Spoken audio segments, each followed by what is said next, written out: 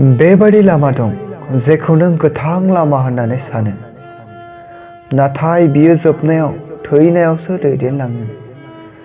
साननानै नाय, नों बेसे अनस्लदखो नों गावनि पापफोरनिफ्राय गिदिंफिन आरो सिगां जेरै मावदोंमोन बेबादिनो मावफिन।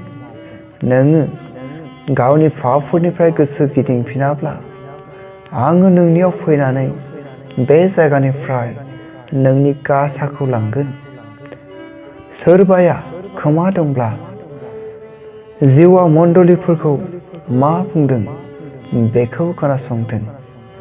जायहा देरहायो बेनो आंनि इसोरनि बागानाव रंजानाय गोथांनि बिफांनि बिथाइखौ जानो इखथियार होगोन। आमेन।